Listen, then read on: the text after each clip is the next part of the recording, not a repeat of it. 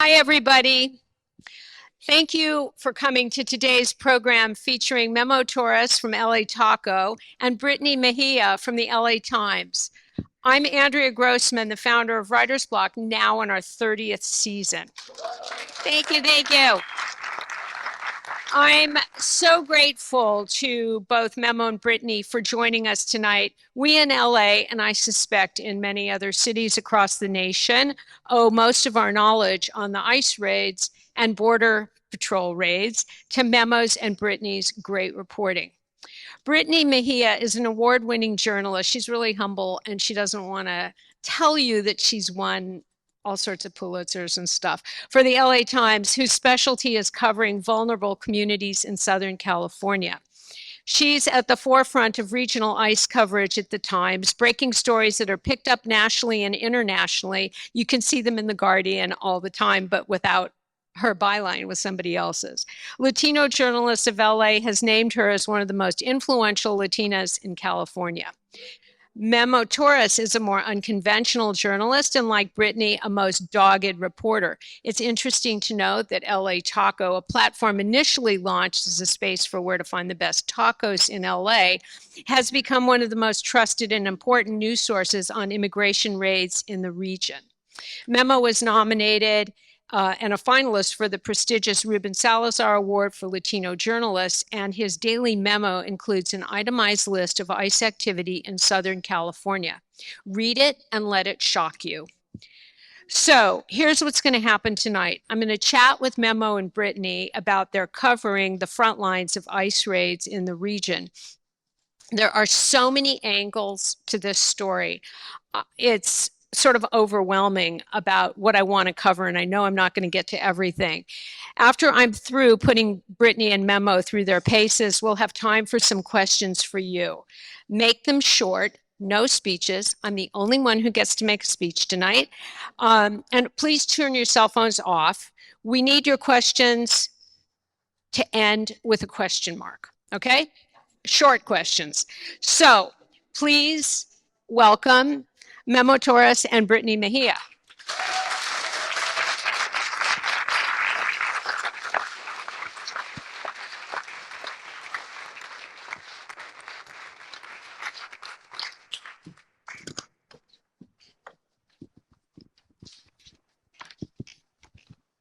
Okay, I can see you. I can see you. Okay. And I have my like little keyboard here so that I can take notes, but I obviously won't be able to take notes because I'm holding the mic. I didn't think of that. So different platforms cater to different audiences. Memo, for the uninitiated, please describe LA Taco and tell us who your audience is. So Elite Taco, if you haven't heard, is just a hyper-local publication. Our motto is we cover LA from the street level up, street level journalism. We cover arts, culture, food, especially tacos. We also do investigative journalism and just general news around about the city. And lately we've gone, neck deep into the ICE coverage as well. And our audience is basically most of LA. You know, we try to cover all the areas of LA that usually don't get as much coverage. And Orange County too, because lately Orange County and Riverside, because of ICE, now we're covering a lot other counties, basically all the 7 counties around here. Well, that'll up your advertising, right? So, okay, Brittny, the owner of the LA Times, is now a Trump apologist. Do you feel comfortable about reporting your stories? I feel like that hasn't changed anything for me. I think for the most part, I found there's a separation editorially. So I have felt supported in my newsroom and in my coverage. I've never had a situation with any immigration story I've written where someone has stepped in and been like, oh, we can't report this or we can't say that. It really is left to us to know what is the right thing to report. And I have felt comfortable still doing what I feel like I should be. And you've never gotten any pushback from the C-suite or whatever it's called over there? From what? From the, I guess it's not called the C-suite, from Dr. Sun Xiang's office. No, I haven't. I've never heard anything. Oh, okay. Like, especially, I mean, I feel like I think we're having a lot of these conversations lately in the newsroom just about needing to be supported right now, especially when I think we're facing more attacks from like the Department of Homeland Security. So I think a big thing for us is telling our editors that we need that support. We need to feel like you have our back and are in our corner. And so we're having those conversations. So wait, the reporters are facing attacks from the Department of Homeland Security? Yeah, we are. Oh, can you talk about that? Yeah, I actually just had something this last week where I got blasted by Trisha McLaughlin, who is the DHS spokesperson. And it was about a tweet I put out, and the story was pretty detailed and included the response from the Department of Homeland Security. But she quote tweeted it, and Stephen Miller retweeted it, and my mentions were destroyed for, I don't know, I'm not checking them anymore. But that was a situation where Fox News ended up writing an article about it, and our paper put out a statement, and yeah, I don't know. I got a lot of support, thankfully, from our union, and a push to have the LA Times put something out on my behalf. So Stephen Miller retweeted it or made a comment? That's like the highest compliment you can get. I mean, yeah, it was a retweet of something hating on me, but yeah. Yeah. Well, there you go. And Fox News. Now, Memo, have you gotten any DHS, input? No, I don't know why. I was just telling Brittny this. They either think It's coming. it's coming. I know. We're probably down on the list because we're probably still small potatoes for them. We're not the LA Times. We're LA Taco. So It's still the LA. I can tag you and stuff if you want. Oh, yeah. you can have Trisha as your fan. We're good. So, I mean, that's an interesting question. Like, what is the readership now for LA Taco? Like, what do you mean? Like, Yeah, numbers. numbers? Oh, I don't know the numbers. I know it's up a lot. I know the funny thing is, like, one of the things I do is a daily memo where I do recap video every single night. And I also do an article version of it. So I list every raid that happened, every incident, and I also post it online, just kind of a bullet point with links to videos that might be out there before they get deleted, and a kind of a description of what happened. And ironically enough, that's always like those daily memos are always our most read articles too. So if people aren't only watching the videos, people are reading those, which is blowing my editor's mind. Yeah. I way prefer to read than watch videos. Yeah, it can be a little horrific to watch. So DHS is really missing the boat. They could be having fun with, yeah, don't worry, I'm not going to say Don't put ideas into the air. Okay? Yeah, I know. I actually told Memo, I talked to someone who is within CBP, and they were telling me they watch the Daily Memo like every day. And they were like, the numbers are pretty pretty spot on. Okay. Now, where do each of you get your tips? That's a good question. Honestly, Yeah, Brittny, where do you get your tips? sources. Competitive journalism here. No, but I mean, I feel like once we started reporting initially on some of the immigration raids that were going on, I was getting a lot of lawyers that were reaching out to me. There was a story I did about a deaf DACA recipient who was at a car wash, and he ran because everyone else ran. He couldn't hear what was happening, and he ended up getting detained and held in like a detention center in Texas. And he had DACA like status through that, and still got detained, couldn't communicate with his family for weeks. And that was a lawyer who had reached out to me and was like, I'm so grateful for your coverage. And she was like, I want to tell you about the story, but she was like, I don't know that we're ready yet to actually move forward with the story at this point. So it was me continually checking in and being like, take your time, come back to me. I really want to tell that story. I do think it's important. And that was one where I told my editors, I was like, we have this story. I can't report it yet, but I will report it down the line. Let's just wait. And so I think that, I mean, lawyers a lot have really reached out. Different groups like immigrant rights groups have also reached out. And I'd already, during Trump's first term, had already built these relationships with immigrant rights groups, with lawyers. And so it was really just circling back and like checking in with them and saying like, what are we missing, or what should we be reporting, or what has sat with you that you haven't stopped thinking about that you think readers should know about? What about you? Mine is actually from the other end. I think now listening to your tips, through the years of covering food, I've been able to build relationships all across LA. So my relationships and my tips come from the community itself. So I got a lot of people that trust us, trust me. So they're constantly either in my DMs or my emails or texts because a lot of people have my number. But also the rapid response groups, all the different rapid response groups have really like I've earned their trust, so they brought me in. So I'm basically in the conversations with them. I'm in the DMs and the group chats, and then the lawyers too. Lawyers have been reaching out as well. So for me, it's really like a community effort that we've been included in with them. So yeah. So, can we talk about the rapid response text for a second? Um, a friend who is here tonight texted me yesterday with a screenshot of a raid that was happening very close to my house. So I ran out the door. I was, was on the phone with my brother's wife. I hung up on her, ran out the door looking for this raid because it was that minute. I mean, it had just been a minute and there was nothing. And I asked construction workers what they saw, and they didn't they hadn't seen anything. So it was, and the building that had the address that where this raid was taking place, it made no sense. And so I'm wondering, how do we know what's true? How do we not? How do we how do we tell how do we trust what's coming in? I was going to say, I mean, I feel like Memo will have a good answer for that. I feel like for us, we were chasing the same way. I think we were getting there maybe like minutes after a raid had ended.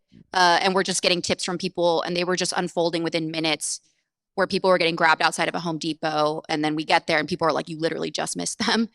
They were just here. So I feel like it is just a lot of trial and error. Like we've gone out to scenes after the fact to see like, were they here? Were they not?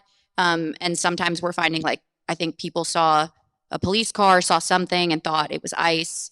And then it turned out it wasn't. But I feel like you have to vet that a lot more.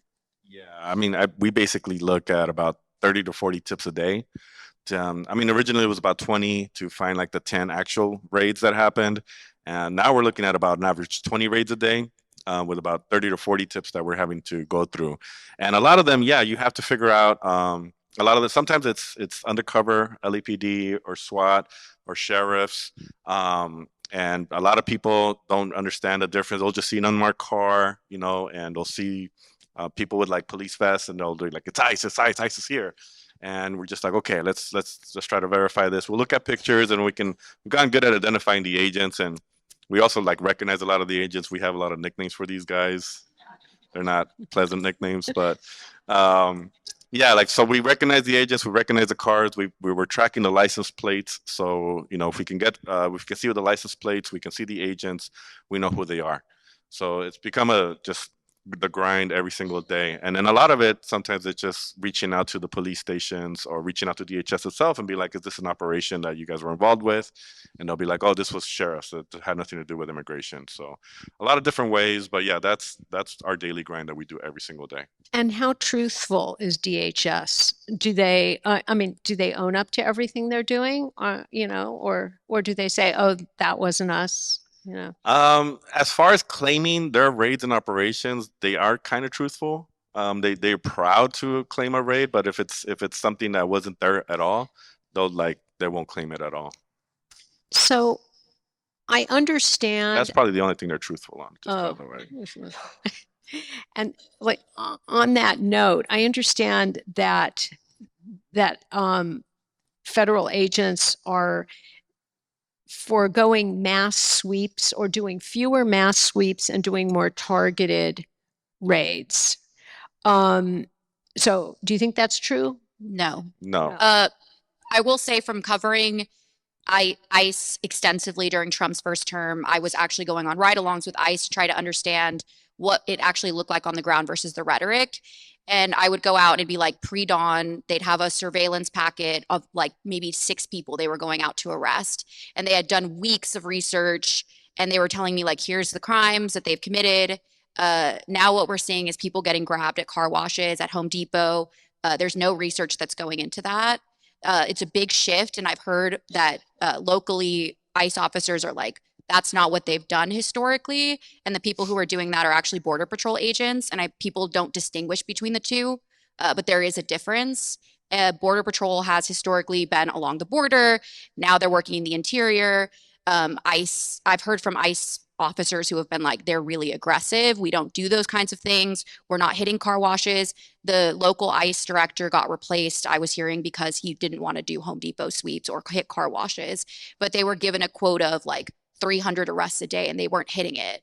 And so now Border Patrol is going to be in charge. Like they have someone who's pretty tied in with Border Patrol who's going to lead that office. So it's going to change even more, I think, on the ground than we've seen before. And so I think to me, it's very different from what it was. I was hearing from ICE officers or previous ICE officers who were like, I used to be able to say, these were targeted arrests. We know who these people are. We've done the research. And they were like, now I'm embarrassed to say that I worked for that agency because they were like, we can't say that anymore. That's not what's happening. Yeah, I feel like at the very beginning of the raids, it was like a big show, right? You had every agency. You had ICE, you had DEA, ATF, Marshals, Border Patrol, different factions of Border Patrol, Arrow, and they were kind of just targeting everybody. But that quickly faded away. And right now, this current situation, what you have is like ICE, which how Brittny was explaining it. ICE is basically doing targeted kind of arrests, and they're going after people that either their asylum case got dismissed, or they missed a court date, or something's wrong with their paperwork, but they're already in the system and they have these kind of dockets and files on them, and they're going and picking them up from their homes or from their work. They're more targeted that way. The people and that are actually raiding the streets are the Border Patrol. The Border Patrol now has two teams. There's the regular Border Patrol agents that you'll see them in vests and jeans and like colorful sneakers, and then you'll see the SRT folks, which are like the special response teams. They're the ones that are like fully tactical with M4s, all the like they look like they're ready to go to Afghanistan, riding around in vans, and they're trolls. They're big trolls. They're going around trolling people, and they're there to offer extra support, backup for Border Patrol, especially when they go to like a Home Depot or a car wash. They'll show up to back them up there and just kind of provide security. They don't do as much of the arrest unless there's a citizen or a community watch member that tries to interfere. Then they'll go and and arrest them too. But Border Patrol will do that as well. So right now, what you're seeing is ICE is just doing like specific targets, and Border Patrol is the one that's doing all the raids without any warrants, without any like. Yeah, I mean, most of the viral videos you see, everyone immediately is like, ICE is out here, ICE is doing this, but it's not ICE, it's typically Border Patrol. And you can tell by the patches on their uniforms. It's like pretty easy to see. It'll say CBP, or they'll have like the green uniforms. It's just, it is a distinction. It's an important distinction, I think. Yeah, ICE has become like this whole catch-all term for everybody, and everybody uses it as a catch-all term. But there's so many different agencies, and they all do different work. Like sometimes people will be like, "Oh, ICE is at the metro station." It's like, no, it's Homeland Security, but it's like the TSA division that's always been there monitoring the train station. So people freak out and don't want to take metro now because they think that's ICE. So you have those there's so many different agencies involved. So am I correct in saying that the Border Patrol is the scariest agency? They're the assholes, yes. Okay.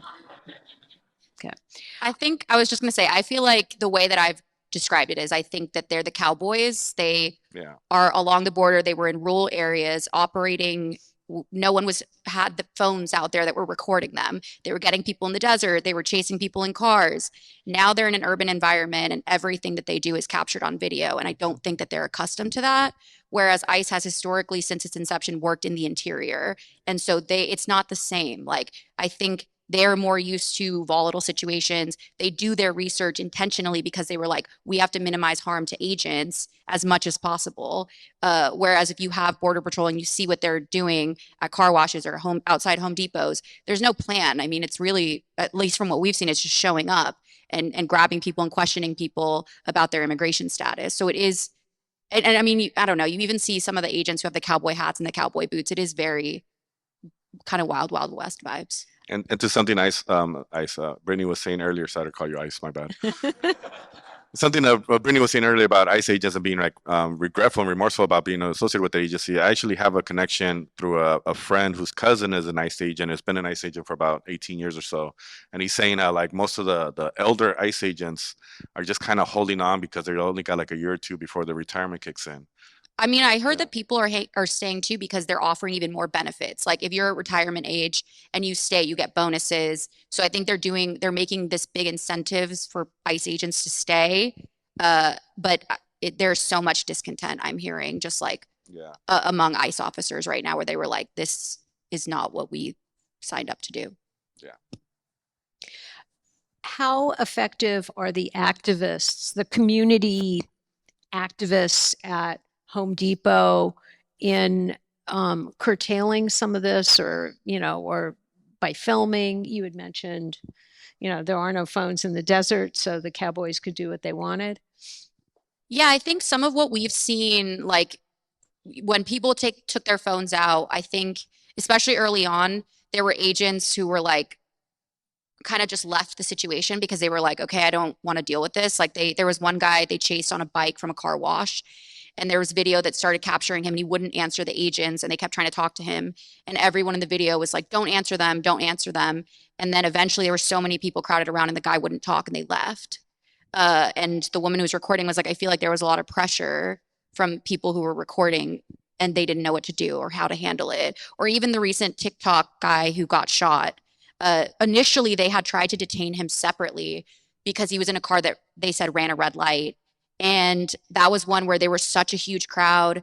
Everyone was recording them and they ended up just letting the guy leave, even though he was handcuffed. Like they had handcuffed him. And they injured his leg at that time. Huh? They had injured his leg that first time. Yeah, they had injured his leg, and a lot of like people I was talking to, organizers were just like, I think that they panicked that he was injured and they didn't know what to do because he was screaming in pain. There was a huge, like everyone was recording them and they just looked lost. So yeah, it's been interesting kind of seeing that. And then they went back and shot him. Because he was so dangerous in his handcuffs. Yeah. Okay. So the overarching question for me. Well, actually, I'll add something to what she was saying about the strategy of how effectiveness community watch teams are. So there's like this whole cat and mouse game that's going on between rapid responders, community watch members, and Border Patrol. And they're constantly adjusting strategies to each other. So community watch lately and the responders like down like Long Beach responders, the OC, Santa Ana, we're getting super like very organized and we're very effective at like deterring these raids. So they would Harbor Peace Patrol down like Terminal Island will be like, wherever there. So Harbor Peace Patrol like does a great job of being there early in the morning and they'll like share the license plates in the vehicles going out. And then everybody else is like, okay, they share them with each other in the groups. They're like, all right, here's who to look out for. Once they spot them in their communities, they started alerting the communities they were in their area. They started alerting car washes, the people that are out at the Home Depots, and they'll start warning people and putting people to safety before. And so you were seeing like there's one car wash, the Bixby Knolls car wash. They tried to hit it like 4 or 5 times back to back to back, and they could not get anybody because the response groups were so effective at deterring those raids. And it got to the point where like these agents got really frustrated. So what they would do is they would leave that car wash or that Home Depot because they couldn't get anybody, and they would just grab random people from the street, down the street, right? So anybody on a bike, whatever, on the bus stop. Now they've switched their strategy around. Instead of trying to do the Home Depots and the car washes, seeing how effective responders are, this started last week, where now they're just doing like just a community. You saw it in Koreatown. You saw it right here at the Salvadoran corridor of Vermont and Hoover. You saw it in Santa Ana. You saw it in San Fernando Valley. Yesterday they were all down like Hawthorne, like all the South Bay and Carson. And so what they're doing is they're literally just flooding the community. They'll just show up like around 10:30 and they just start going to the streets, anybody they find off the streets before anybody could alert them, just grabbing them, and then they'll hit up a Home Depot at the very end. And that way, instead of getting like 10 people in one day, now they're getting like up to 20, 25, 30 people every day in these raids. It's become a new strategy, and now responders are trying to figure out how to like combat that, because that's tough. How do you alert people on the streets? Well, yeah, I was going to say, I mean, it is like, it's the roving patrols. And what we were seeing too is that Border Patrol, even over the summer, would go to a place and just drive around to see who would run. And if someone ran, that was reason enough for them to tackle them to the ground. And then basically at that point have to establish like, what's your status? And so that was one of the things, is that people didn't know. I mean, my coworker Rachel, who was our immigration reporter, we did a whole story about tactics and about the roving patrols, where they were just going to communities, driving around, stopping into businesses, even when like the business, it was obviously a private business, and they were just like walking in and then started to ask questions. If someone like was speaking Spanish, or, if they saw someone, they were like, oh, or like even we were seeing street vendors. I mean, it's anybody, even if they ran or if they looked nervous. I mean, I think that's what we kept seeing kind of come up, because there was a case, I'm sure everyone knows or has heard about it, the Walmart guy, Adrian Martinez, who, saw like them going after this like custodial worker. And we see the video, and the video was like the border patrol car was coming straight at this guy who was pushing a trash can. And it was only then that he started to run, because the car was coming almost directly at him. And then you see them literally run out of the car and open the door as the car's still moving to try to get him.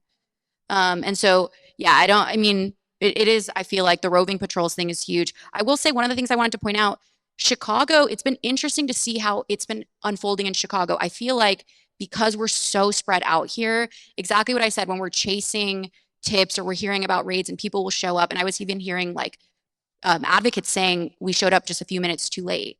And I feel like in Chicago, it just seems like everyone is, the second they see anything, like there's whistles, it just seems like it's a different dynamic there. And it's been really interesting just to watch how that's playing out there. Is the community here, Chicago is a nightmare to watch. Is the community there is so aggressively defending themselves against ICE. How does that compare to what's happening here against the Border Patrol, all the federal agents, I'll just call them, because I can't differentiate, so We can call them all ICE. yeah, okay. So how is LA behavior different? I mean, like we need the whistles and all that kind of stuff, right? I mean, I would argue, the thing is that I wouldn't say that it's not as like not aggressive, or it's not, I feel like everyone is really intentional here in what they're trying to do. I just think how much distance there is and how spread out these are, it's just a different environment. I feel like that's what's so different. I feel like when I see it in Chicago and how it's happening, and they keep hitting the same place, like Little Village, that is what's different. I think everyone is so primed, but here there's such a sprawl. I mean, they could be in Orange County, they could be in San Diego, that, it's just not the same. I feel like that's the difference to me. It's not that people are not making active efforts here to have these groups and coordinate and respond. It's just like when you're so far away and you're stuck in LA traffic and you can't get to the place. I mean, it's different. The dynamic is different. Yeah, right on point. I mean, think about this. Most major like Home Depots, which is their first attraction, right? They're usually like right by a freeway or on a major boulevard, versus like Little Village, which is like a little community. The streets here are wide, they're ample, things are spread out. Now Chicago is getting credit for the whistles. That started here. Oh, I want to give shout out to the people here in LA. They're the ones that came up with the whistles, but whatever. I don't care. Like, sorry. Yeah. Okay. Apologies. But that comes to my other point, is that I think LA is also like what we're seeing in Chicago. We saw that here for a few months. People forget that. It's easy to forget that. There was, the Paramount incident, the stuff in downtown LA. Like there was a lot of that, like the clash, and that stopped when Bovino left. And what I like to say is where Bovino goes, the show goes. He's very good about keeping the cameras on him. He's all about, his whole intent is to create chaos, so that the administration can have this justification for going in there and be like, oh, we're going to quell the lawlessness and the rioters and all this stuff. And that's Bovino's number one job, is to create chaos. He's not here right now. I also feel like LA is so far, not ahead of the game, but we're so far ahead of like the raise. Like Chicago is barely like month 2 now or something like that. We're like on month 4. So the tactics here have evolved from being very showboaty and explosive and chaotic to being very slick, and this kind of almost chess game that community members and whoever's left here with the Border Patrol are doing. I feel like there's only like a couple dozen Border Patrol agents now roving, like about 6-7 vehicles. It's really not that much. Like it's the same crews now, and they're being very strategic. Yeah, I would also say Chicago, like when we've talked to groups there, their big point is like we learned from LA. Like we saw what happened there we were seeing the videos, we were seeing like basically this was kind of like the testing ground for Border Patrol in what is now happening. And now I heard they were going to go to maybe North Carolina. But that's the thing. I feel like even ahead of them going to Chicago, I think everyone there was kind of prepped and getting ready in case that happened. So the Latino community was much more supportive of Trump in 2024 than they were in 2020. It's fair to conclude that their support of Trump has been betrayed. What are you seeing on the ground in terms of people who voted for Trump a year ago, whose families are now being detained or carted off? Well, I just first want to say, like, we always get like, lumped into Yeah. this one thing, right? The Latino community, when like the Latino community in Los Angeles is completely different from the Latino community in Florida, right? Florida is a lot of Cubans that like got kicked out of Cuba because of, so their feelings and their politics are very different, and understandably from a different place in history than the Latinos in LA. A lot of Latinos here in LA either have third, fourth generation, they've had roots here, or they're right over the border, or we're first gen, and this is our home, and this is the only home that people know.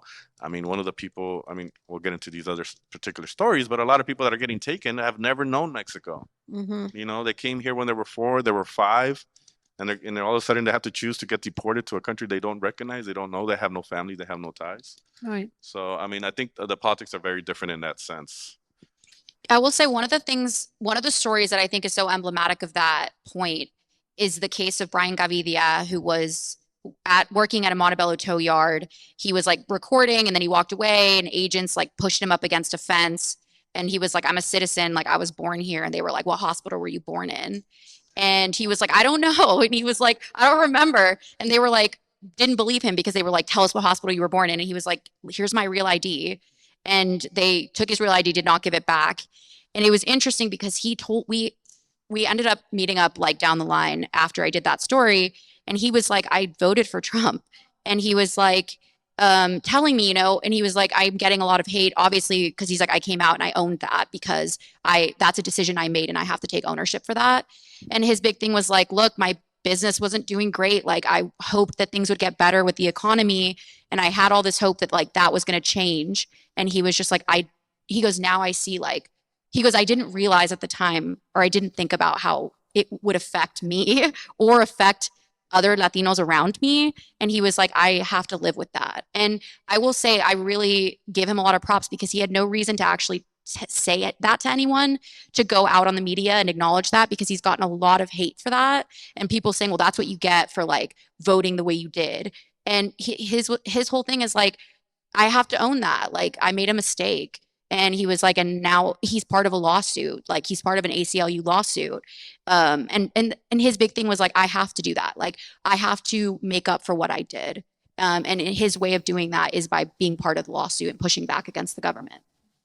Yeah, there's also these other like, I think for Latinos or especially Mexicans, they're super Catholic, so they vote Catholic. So when you like tap into like the abortion laws and stuff like that, they're very anti-abortion. So that's huge in the religious sense that they vote that way. Also culturally, people don't get this, but like I grew up Mexican, and I'll tell you this: nobody's more racist than Mexicans. They are. Mexicans are super racist. It goes historically down into colonialism and the caste systems. And there's a so like I mean, you go into even the small towns. The white folks took over like the small little main centers of the towns, and all the indigenous folks are pushed out to the ends. Like Mexico's racism is very culturally engraved. So when people get surprised, like why are Mexicans so racist? It's like against each other. It's like it's ingrained in our culture. It comes from colonialism. So don't be surprised when Mexicans are arresting Mexicans.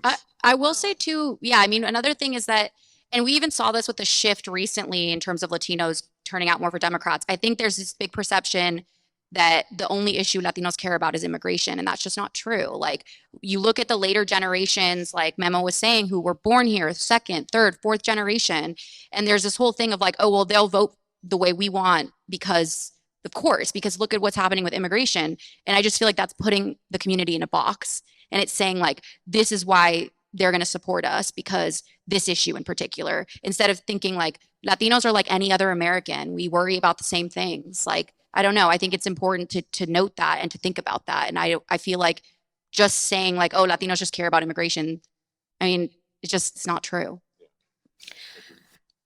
Mayor Bass said a few weeks ago that the raids aren't as bad as they've been. Can you address that? Yeah, this is the town hall last Monday. I thought it was It was at a longer. town hall on Yeah. Monday, which I was paying attention. Katie over there, shout out. There we go. This crew got the town hall going.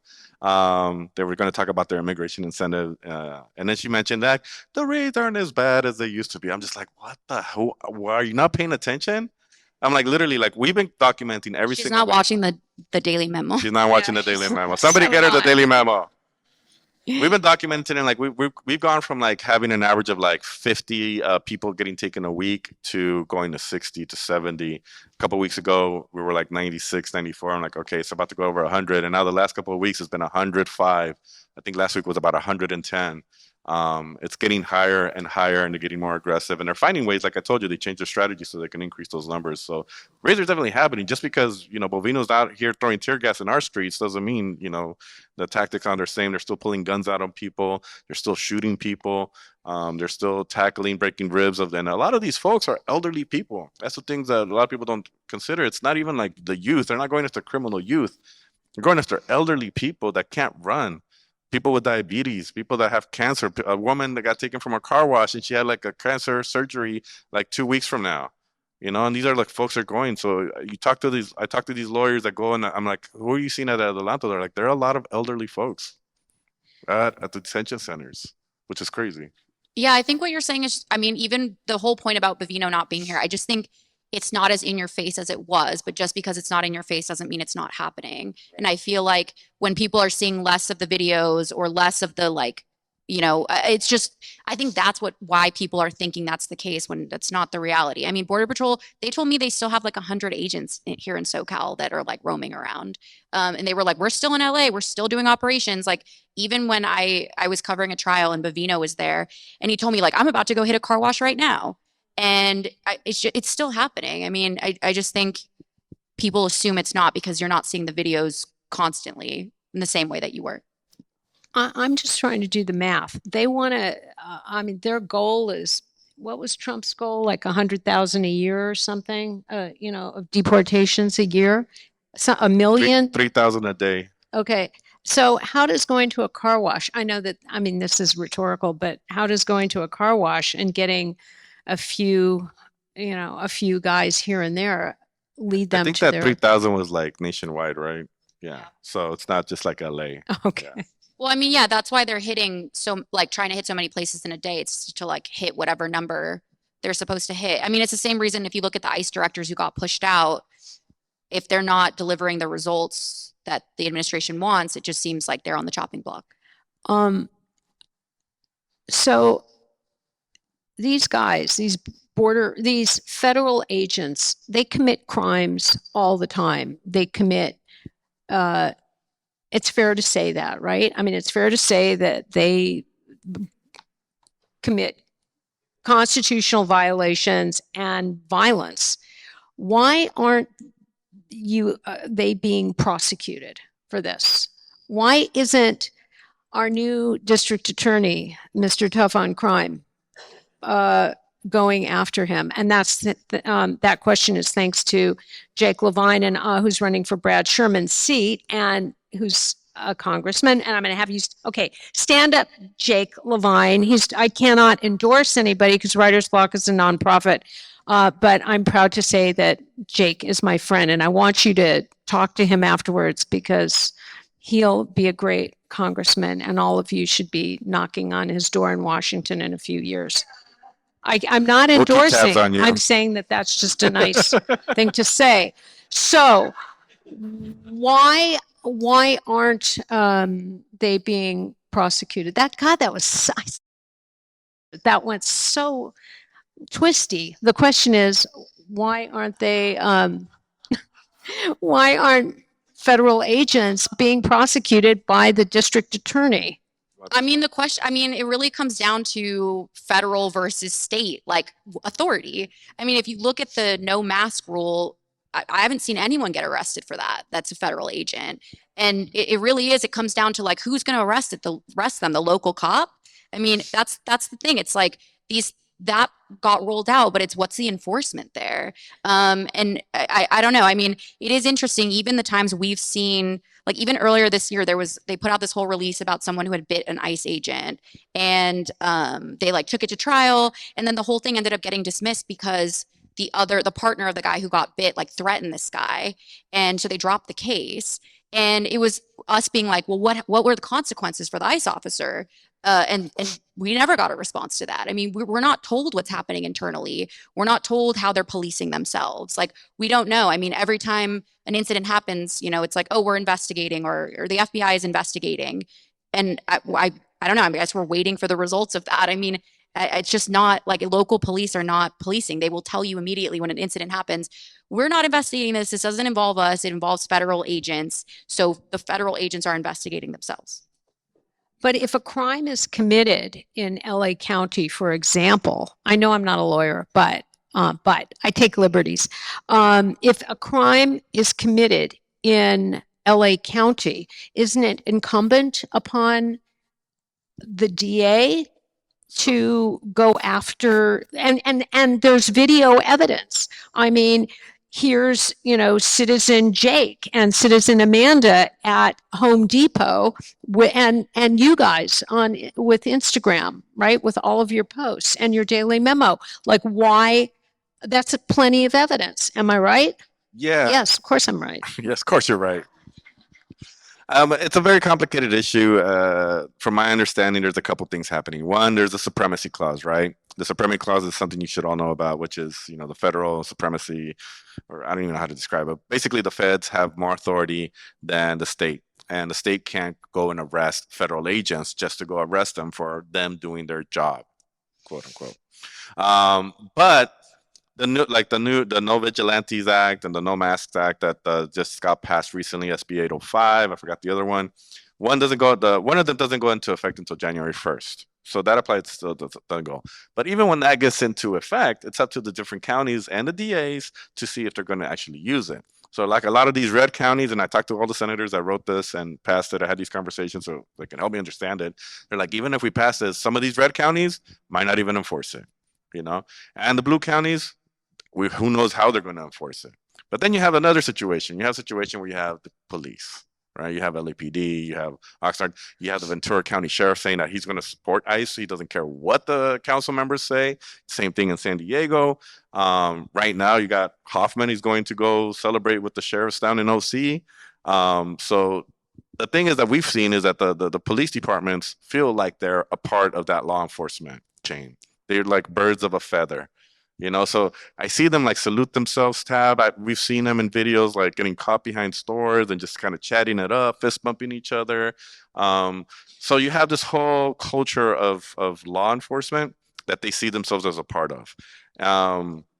So you got all these things, right? You have the supremacy clause. You have law enforcement. Are the law enforcement actually going to go after these ICE agents? And second of all, there's another thing that they're saying. I was like, well, okay, how are you going to enforce it with the supremacy clause? Well, apparently, what they're saying is like they're going to go after them for like different things that they can't go after them. Like even if they're a federal agent, they can't speed through a neighborhood, right? They can't. There's certain things they do have to obey certain laws when they're not, conducting their enforcements. So they can enforce for speeding, but not for taking a kid? Right. So there's those kind of things, right? But how's it going to play out? We're going to have to wait until next year. I mean, yeah, I was just going to say, I feel like the best example I have of how in conflict sometimes the feds and states are in general. I did a story about the U.S. Attorney's Office going after someone who opened a marijuana dispensary. And I was like, weed's been legal here for years. Like, why are you still pursuing this case? And they were like, well, it's still illegal federally. And like, so it's breaking federal law. So we're not going to drop the case. And then eventually they did. But I was just like, it was so at odds, which I was like, who wins out there? I mean, to me, I'm like, who has the authority here? I mean, it just seems like they were like, oh, we do. It's a federal, they're breaking a federal law. Like we can still prosecute it. Yeah. So people can still actually go after, now this is what I've been hearing is that they can still go after the agents for civil suits, right? They might have immunity as officers, but supposedly they can go after them as civil suits. But what's happening is that they're masked. So it's going to be hard to identify who are they going to go after. which is why a lot of the community members are doing a great job of like trying to identify who these agents are. But Trisha McLaughlin and the DOH is like calling it doxing and violence against the agents to try to identify who they are. Well, I was just talking to someone from Border Patrol and they were telling me, they were like, we don't have badge numbers, but we have star numbers. And the star, if you ask it, every agent is supposed to have a star number that they keep up here, but it's not, you're not seeing it. And obviously the layperson is not going to be like, what's your star number? And so if someone's asking for a badge number, they're going to be like, I don't have a badge number, instead of just saying, yeah, here's the star number. So I was like, okay, well, I mean, people don't know that. Like, people don't know to ask for that. And if now asked, like, it's like, okay, no, you have to, like, that is a real thing, and you're supposed to have it on you. Your influencers, get ready to make those videos. Ask for a star number.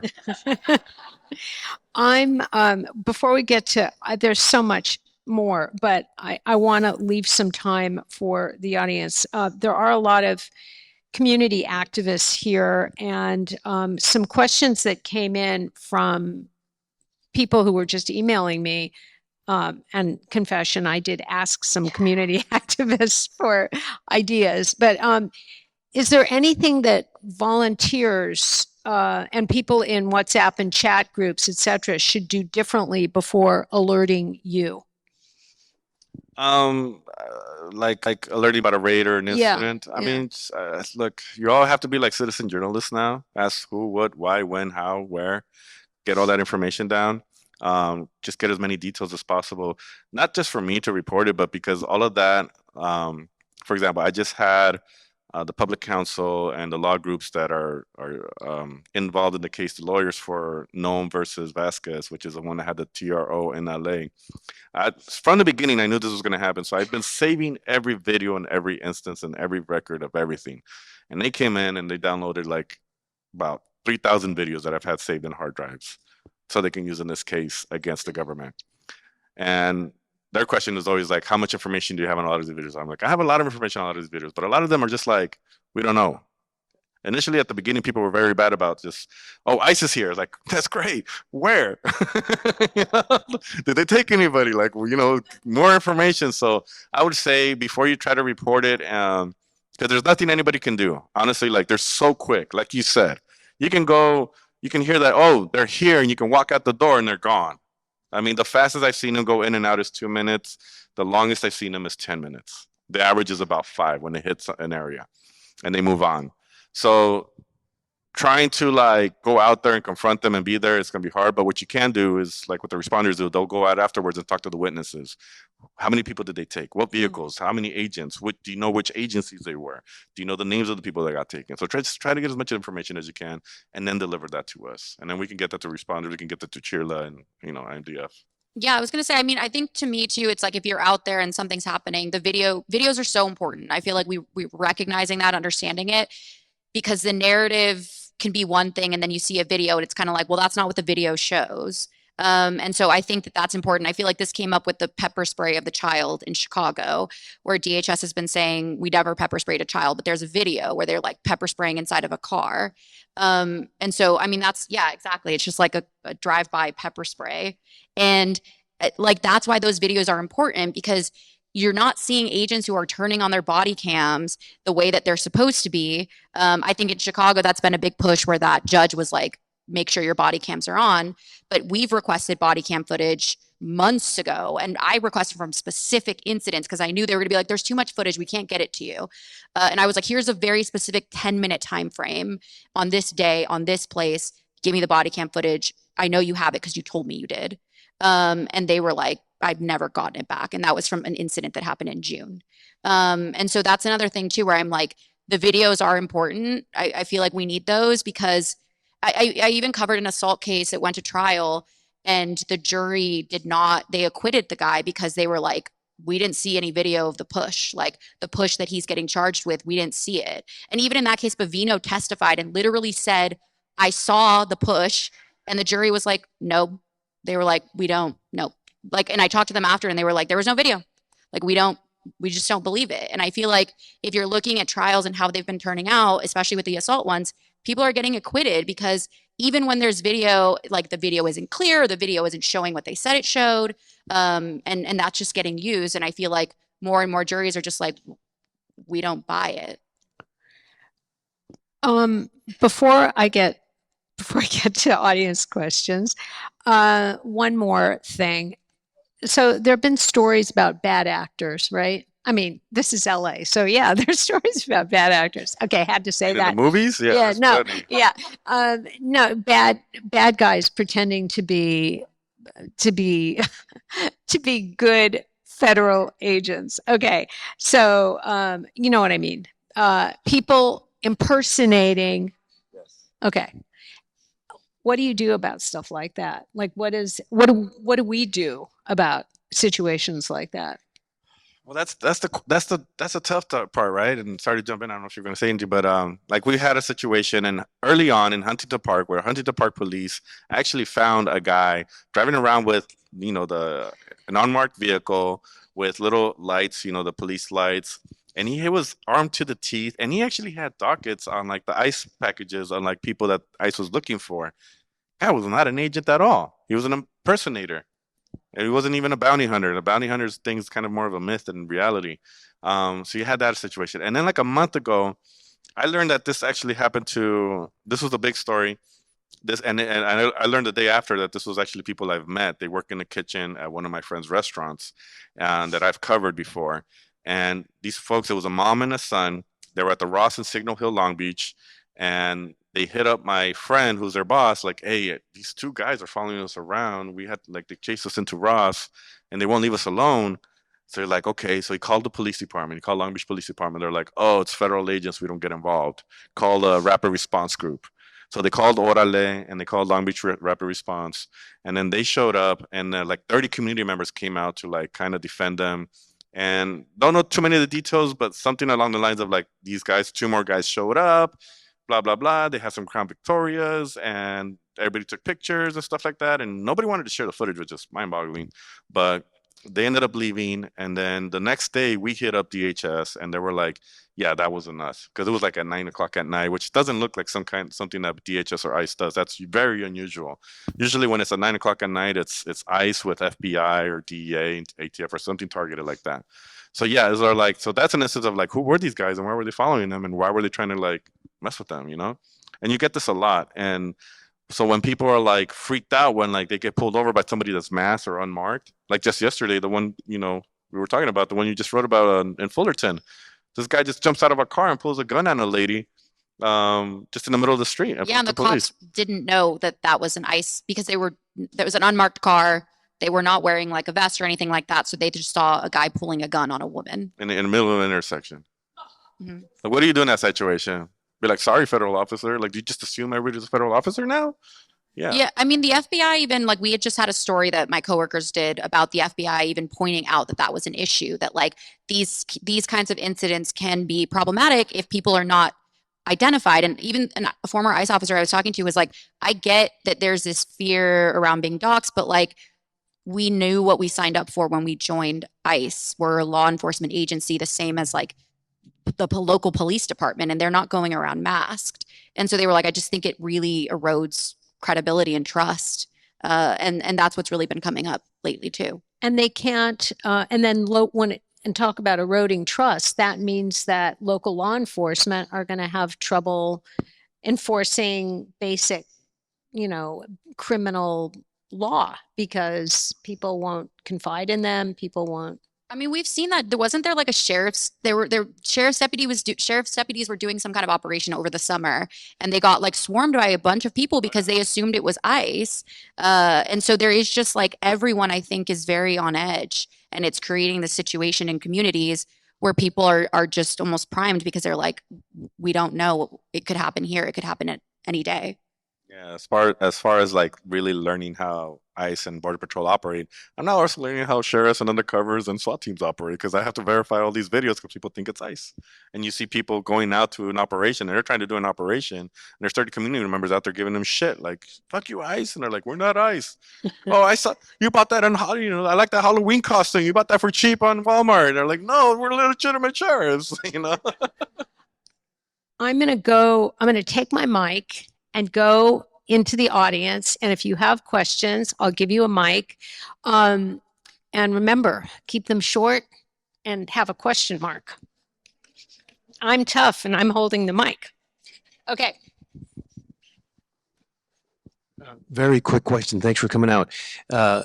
When you talked about the elder ICE agents that they've had it, I'm a former Marine, and there's a whole cadre of veterans that want to help to raise literacy around this that are beyond the pale. We can't believe what's going on, and we are not willing to sit by. So how do we get to you or to build bridges?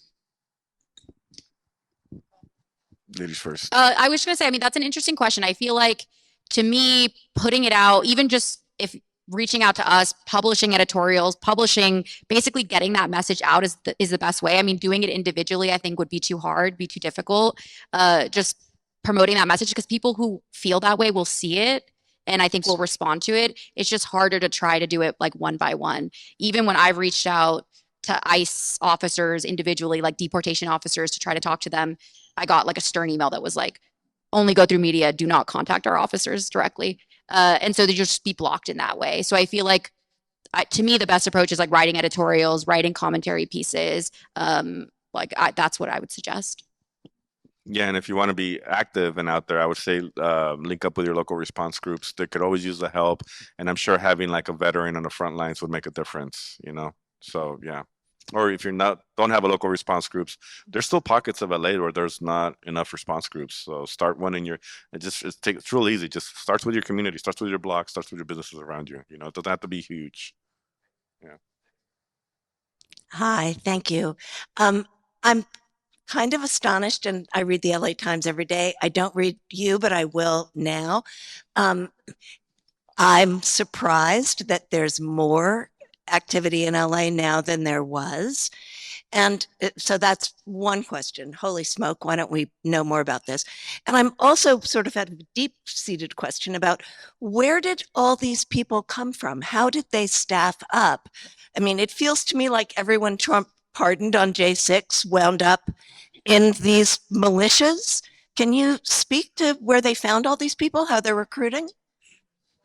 I mean, initially, like the first wave we got when it all started, we saw a lot of Texas and Arizona plates, some Colorado plates. People just came from all over. They pulled people off of the borders. They pulled people from other agencies. Now, what we've been seeing is we noticed that a lot of these agents followed Bovino to Chicago. And then we've had agents that we recognized from early on slowly starting to return. And then we're also noticing new faces, new hires are starting to come in.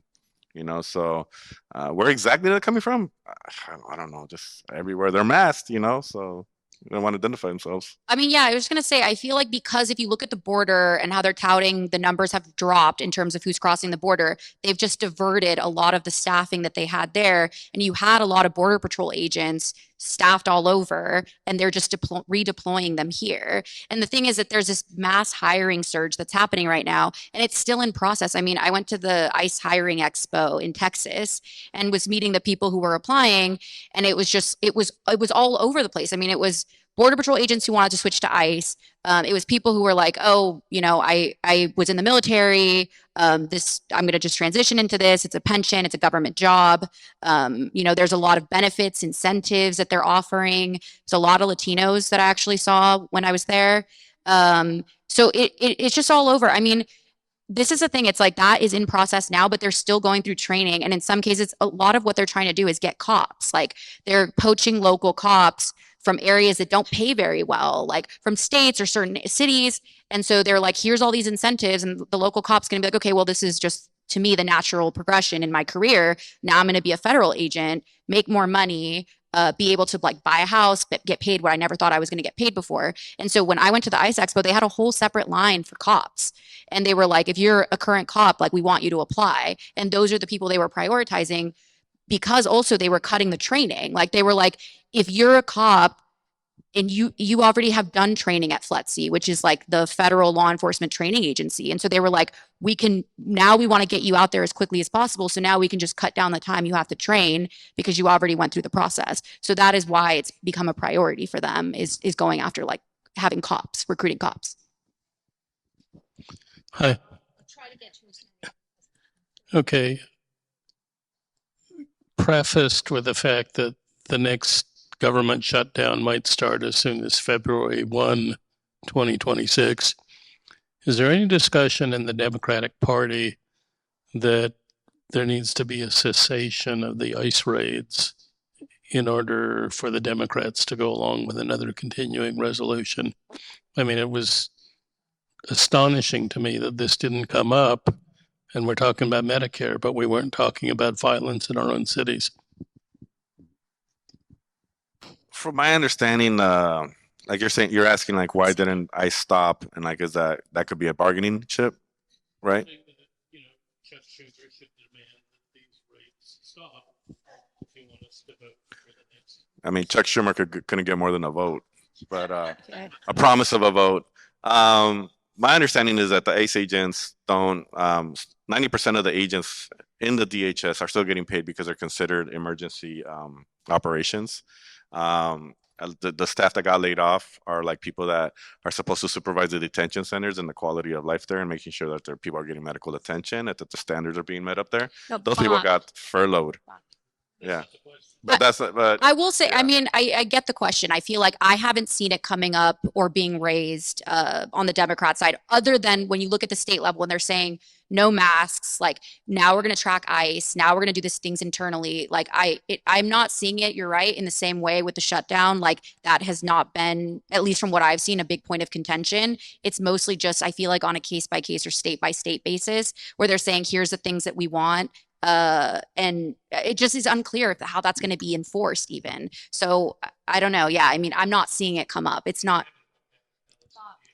I have spoken to his office, but I feel like right now their big thing is like, we're going to do the ICE tracker. I mean, the thing that's interesting to me and what I'm hearing bandied about by like ICE officers or people who used to be ICE are like, we think that there's going to be a move down the line to abolish ICE that actually the Republicans are going to push for, because they want Border Patrol to like take control and be in charge of everything. And they're going to use that as like, here, we're agreeing with you. You're right. The raids have been bad. Like, here's what we're going to do. And here's the agency that's going to step in place. And that someone was telling me like, it's all in the Project 2025. They were like, if you read the plans, they were like, everything that's happening now with Border Patrol is kind of unfolding in this moment. So, yeah. So Indivisible is putting together, they've already started this. Spotify, Hulu, other media outlets are running ICE ads for agents. And there is a way, I'm wondering what you think about that. I mean, I'm involved in it, trying to write letters and so on. And I took away my Spotify account, which just about killed me. But the point is, I wonder if that helps. I don't know. I mean, everything helps, but I was just curious if you thought about that or had heard about it. I mean, yeah, I think money always talks, and if you can get enough people to boycott, I mean, look at what happened with Disney and Jimmy Kimmel, right? I mean, if you can do it for Jimmy Kimmel, why can't we do it for everything else? So, I mean, didn't it come up with the Dodgers too? Like that's why there was that whole fund that they created. There was a lot of. It was $1 million. I mean, early on it was because there was so much. Ohtani makes that at one at bat, right? So I would like to get back to the first question the lady over there asked of, given this is LA and our news environment is so bifurcated and so scattered, how do we get more information out to more people about what is actually still going on? It just seems like people are not as clued in as they could be. And one last real quick question, Memo, how many aunties are coming into your DMs asking if you're getting enough sleep and food? Enough. You want to go on the list? Yeah, I think I don't know. It's tough for us at Early Taco because we're always right against the grain. We're not here to publish stories to make you feel good necessarily or anything like that. We're here to just kind of tell the truth, and that always rubs people the wrong way. People sometimes don't want to hear it. We tell it very raw. We tell it very honest. So a lot of people, and I think also the name kind of might hurt us a little bit because it's LA Taco, so people don't want to take it seriously. But I think more and more, especially with the work we've been doing lately, we've been gaining everyone's respect and trust, and to the point where we're like, now people really trust us and support us. So I would just say, like, just get the name out, let people know where they can find us and read us, and that would be the best way. I'm a huge fan of Brittny, so I'm happy to be here. I was always like, I know people have problems with the LA Times and the ownership. I do too, but I always say, like, support the journalists doing the work, right? So yeah, I was gonna say. I was gonna say, I feel like for the best way to know what's happening, for sure, the Daily Memo, I feel like it, because if you look at how we report also, there's only so much that we're even able to do. I mean, it's me and our immigration reporter, and it's like our hair's on fire every day because something is happening. Like last month, I wrote 13 stories, and I was just like, even then, I was like, I feel like there's so much I'm missing or that I can't get to. And so I think it's nice to be able to look at the Daily Memo and be like, okay, here's the things that are getting like, they're actually like putting all the things that are happening every day. And it's stuff that like we can't, I mean, if I were to pitch to my paper, like I'm going to write every single day about every single raid specific, like they would be like, no, it's just not feasible. You go crazy. Yeah. And to me, it's like, I do think it's important also to do deeper narratives as well. I mean, to me, I'm like, that is a lot of what I focus on is telling narrative stories. And even like I did one about the Vino was at the Newsom press conference and like showed up with a big force of people, arrested a strawberry delivery driver, and the conversation mostly disappeared around him. I mean, I asked them like, what did who did you arrest? And they were like, oh, we arrested 2 people, including a gang member and a narcotics trafficker. And the way it made it sound was that each of them had committed a crime. And then when I talked to the employers of the strawberry delivery driver, talked to the wife, I was like, this seems not true. And I kept asking DHS and asking, and they would not tell me. Like, I was like, is it 2 people? Is it 1 person? And that was one where finally I got his information, his like A number, and asked them point blank, like, what is his history? And they were like, he overstayed a tourist visa. And so that's what they picked him up for. And he just had the misfortune of delivering strawberries that day when they showed up at the Newsom press conference. So like that to me, it's like I spent a lot of time on that story and, listen in on a hearing, and like the judge was literally saying like, this guy's been paying taxes for like 10 plus years. And he was just like not buying what the government attorney was saying. He was just like, I just don't see how you think he's not a danger, or he's a danger, and how he's not a fixed part of the community. He has kids here. His youngest son has autism. He's like, where do you think he's going to go? And he ended up getting released. So like those stories I do think are really important to dig in on as well. And so it is really a trade-off of like trying to get as many of the incidents that are happening while also telling narrative pieces that like bring us into people's homes so we can understand what's happening at that level. Me and Brittany were like talking about, I'll go for it. Okay. Okay. First things, big shout out to Memo and Brittany for the work that you guys are doing. So thank you for that. I wanted to ask you, guys have been tracking people getting taken off the streets, but what's the word on what happens to them afterward? Where do they go? Is there any tracking system? Is there a way for them to get in touch with their families? What happens? So I'll jump on it first. So usually when people get taken or kidnapped or whatever, it takes about a day or 2 for people to find them, and it takes lawyers a lot of work to track them down. They usually get taken to the MDC, the detention center down in downtown LA, and then from there they usually get moved to like either Adelanto or the other facility at in Mojave Desert, sometimes down to San Diego, and then sometimes you have situations like there's a situation of Benjamin, who's a 15-year-old kid, was walking his dog 3 months ago, like almost to the day. 3 months ago, was walking his dog in Reseda, the week his senior year high school was going to start. They grabbed him, they let the dog loose, and they took him. And the lady who saw the whole thing rushed for the dog, was trying to like, talk to the agents. The agents drove off with the kid, and then just walking around with the dog, like, oh my God, like, whose dog is this? Like your kid. And the mom eventually comes out like, where's my son? Like, that's my dog. And had to explain to the mom that he got taken. And then recently they found out that he got moved to Texas without even being notified. So you have like, they're doing a lot of this moving and tracking, and it's purposeful because they don't, especially like the higher profile cases, because they don't want them access to their lawyers. So here the lawyers will go out to Adelanto, they'll go out to, CoreCivic, and they'll, plead their cases. And sometimes, by a lucky charm, they'll get released. And a lot of those people that are in there, they just don't have their T's crossed and their I's crossed with their paperwork. Like they got married and started the paperwork, and it just kind of like couldn't afford the lawyer and couldn't finish the process. So like their statuses were in limbo. But that's not because they're criminals. It's just the paperwork isn't there. So a lot of these people are being moved around a lot. Yeah, I mean, that's what's interesting. I feel like tracking what happens after, because even when I would go to raids and people would tell me like, I don't know how to find my sister. I don't know how to find my kid. Like, I don't know what to do. And that was one thing where I even told someone in our newsroom, I was like, we should put a guide out, because me telling people individually, here's the ICE detainee tracker, here's a person you should contact, here's, I was like, this is not effective. Like, just doing this piecemeal, because people don't know. And so I think that's the big thing, is like putting out guides, which we have done, saying like, here's who you contact, or here's the lawyers, or here's who you because I was even hearing about lawyers who would take money from people and then just wouldn't help them. And so it really came down to like having someone who was reliable as well. And so that's a big thing, I feel like. And another thing is, right now, a lot of people are not getting released from detention centers because the issues around bond, like immigration judges are being told like, oh, you don't have jurisdiction, you can't, like you can't grant bond. And so people are stuck in detention centers for 4 months, 5 months, almost to the point, it's like people are saying like, I feel like the conditions are this way because they want us to self-deport.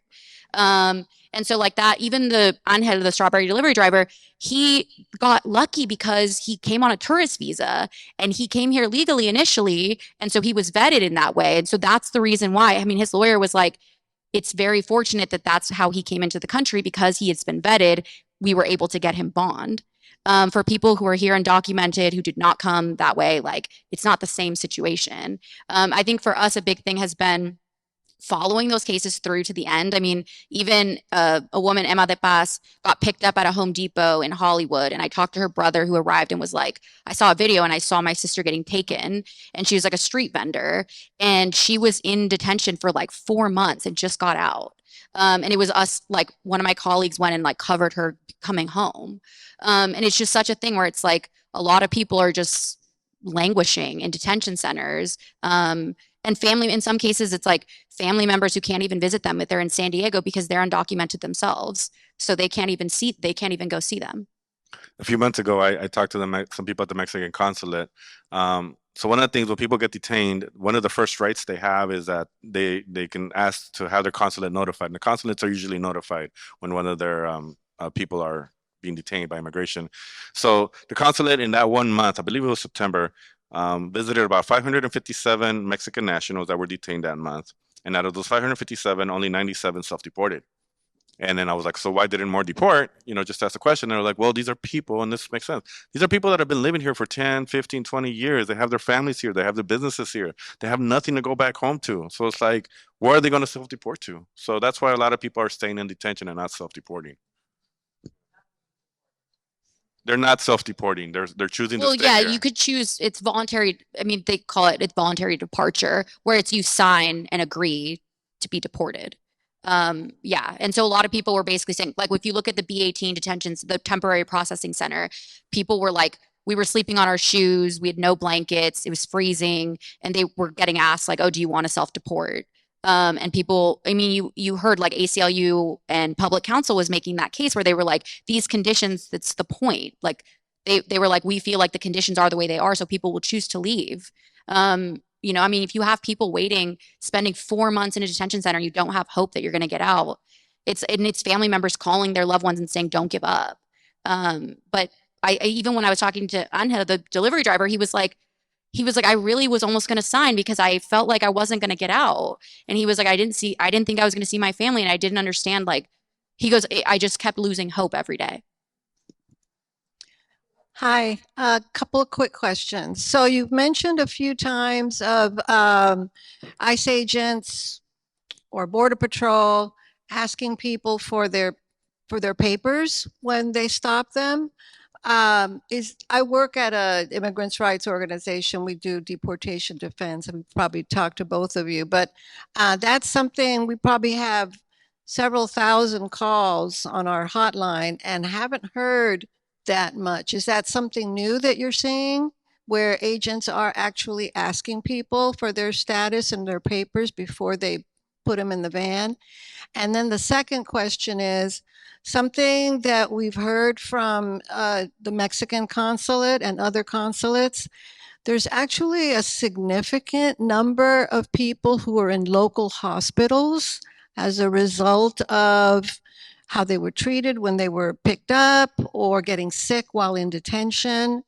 they're handcuffed to the beds, and I haven't heard much of a story or coverage, I guess, of that particular angle. Maybe I've missed it. Yeah, I would say to the first question, that's definitely not new. It's been happening over the summer. People like agents going to car washes.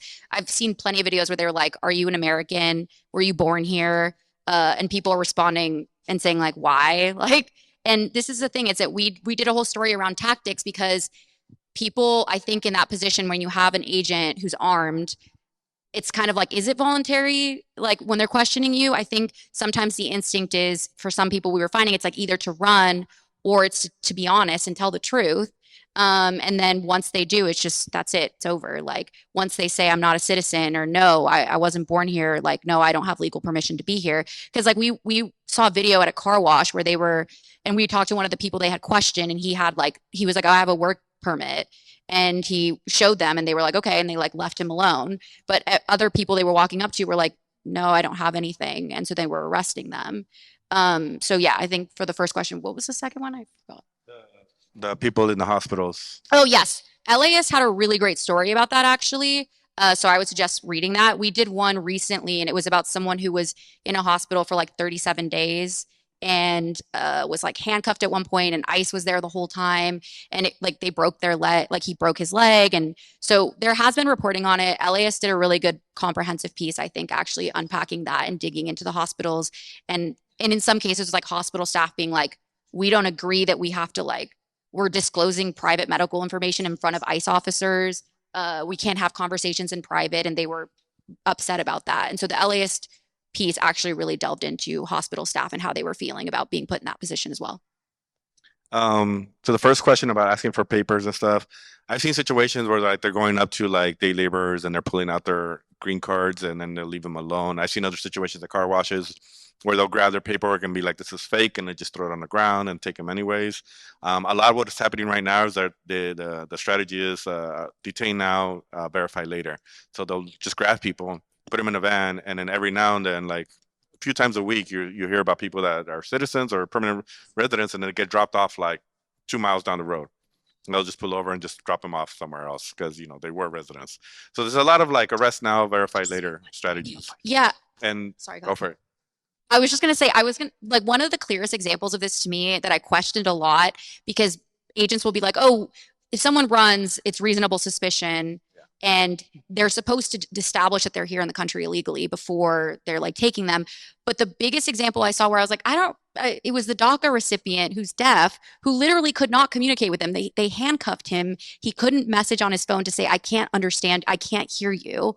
And I was like, there's no way they asked him. He can't speak. Like there was no way for him to communicate. He was handcuffed. So I was like, to me, I'm like, so they just detained him because he ran, but he had DACA, and I was like, they didn't establish that, and it didn't. I mean, they sent him to Arizona. I know, to Texas. They sent him to Texas. No way to communicate with his family. There was no services there for him to actually be able to tell his family anything. So I was like, they didn't ask him anything. Like there was just no way he could have been able to communicate to them. And then to the second question about the conditions at hospitals and people being in hospitals, we have two stories that we covered. The first one was the first death at Adelanto, which was Ismael Uribe Ayala. Got an abscess in his butt, and it didn't treat it. And within 2 weeks, he went in fine, and in 2 weeks he died. He got, they took him to the Victorville hospital. That hospital is something that we're going to look into, and we all need to look into this hospital because it's notoriously bad. We just wrote another one on this other person that just died at Adelanto, the second one death, Gabriel Aviles Garcia, if I remember that correctly. This poor man, an older man in his 60s, was a grandfather. He got picked up and taken to Adelanto. Now, the family had been trying to talk to him, the Adelanto, calling Adelanto. They got ignored. And they kept telling him, like, yeah, he's here, he's here. For 10 days, they told him he's here. And then finally, they're like, okay, he's not here. He's been at the hospital since the day we picked him up. And they went to go see him at the hospital, broken teeth, messed up ribs, bleeding from his skull, just in there, intubated, basically died moments later. And in the story, we read about how they saw other people, like you said, chained to the beds in there with ICE agents. And that's the second death at Adelanto this year alone. So yeah, the facilities are not built with any healthcare. All they do is give you ibuprofen or Tylenol, Trump's favorite drug. But yeah, they're not medically fit. They don't have any. They don't. They're this is going to happen more and more. I'm going to give the mic to just a few more questions, and so anyway, thank you. Just a sec.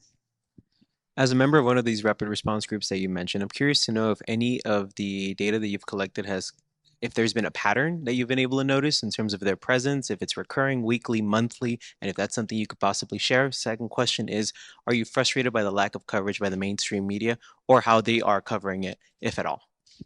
Yeah, I mean, I'm frustrated with mainstream media in general. I feel like mainstream media likes to chase stories that are going viral. Like we had a viral video recently, and I swear everybody, like KCAL, ABC, Fox 11, were reaching out to us. New York Times is always reaching out to us for our sources and our connections, and never give us any credit for all the work that we're doing. I'm a little frustrated. That's why I always say, like, don't knock the journalists, knock the company, the media company. There's plenty of journalists doing great work in a lot of these major media companies, but they're also like they're doing it alone or without a lot of support. As far as tips for rapid responders, the data, yeah, there's a lot of data being collected. Now, I don't know if we can share that. That's a lot of like, community intel that's being built up, but that data is coming up. It's hard to track or predict where they're going to be at, but I can tell you now is that with this new strategy is look out for where they are in the area, and then that's where they're going to be at for that day, right? So if they start off like a couple of days ago, they started off in Rancho Cucamonga, and from there they went that whole region, Fontana, Rancho Cucamonga. Yesterday they started in Hawthorne, and they went from like Inglewood through Hawthorne down to Carson, right? So now with that new strategy, you can kind of tell where they're going to be at because they're staying together instead of spreading out. Okay, two more questions here and over there. Okay. I have two questions. One's really simple. You were saying quotas, and you said they have a quota, and I wonder where that quota is coming from. And the second question probably isn't a question, but I feel like the spirit of our city is so fragile right now from all of this. And I just feel on edge all the time, and I feel any minute someone in my circle is going to disappear, and I'm going to look for your guide because I always think, do I call Chirla or how am I going to find my person? And but I just feel like in that sense, is it like how many people in these quotas is it going to take to actually achieve? Are they trying to take everyone away, or are they just trying to break the spirit of our city? Or there's just something like, where's the end of this? How do we heal while we're in it? I just feel like it's creating a situation. I think it's a little bit of both. I think the purpose is to break the cities. I mean, he's going after blue cities, first of all, right? That's very obvious. Second of all, is when this going to end? If you look historically, Operation Wetback and the other ones, we had 3 million people deported. Right now they're at they claim about 500,000. So, and that was when they didn't have social media, didn't have as big of a force, didn't have as many people here. So, I mean, this could go to like 5 million, 6 million if nobody stops them. That's what I'm predicting. Yeah, I was going to say, I mean, the 3,000 arrest quota, it was coming directly from Stephen Miller. I mean, that's what was being reported out, and it was trickling down to the local ICE offices. And so it really is all, I mean, administration driven. And that's the thing. It's like, even here, I was hearing that ICE, up until, I guess, before the summer, they were like, we don't even have enough people to arrest. I mean, they were like, we're trying to find people they were focusing specifically on people with criminal records. And they were like, we're never going to hit the quotas that you want. And the way that they were going to hit it is by going out and finding people at car washes, at Home Depots, street vendors, people who, I mean, to them are easier targets.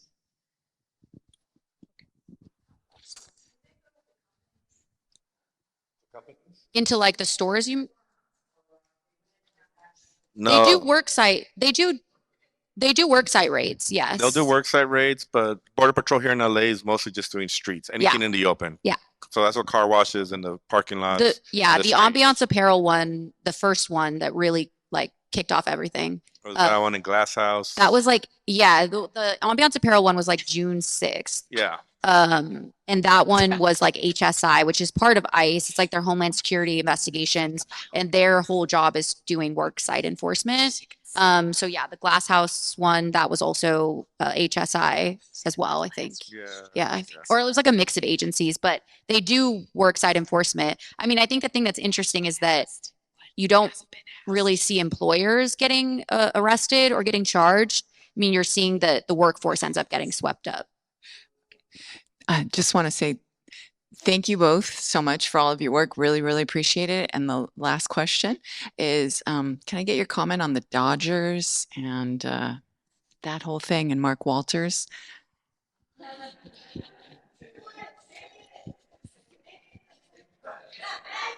It's like you're asking me to talk about my ex-girlfriend. You know that, right?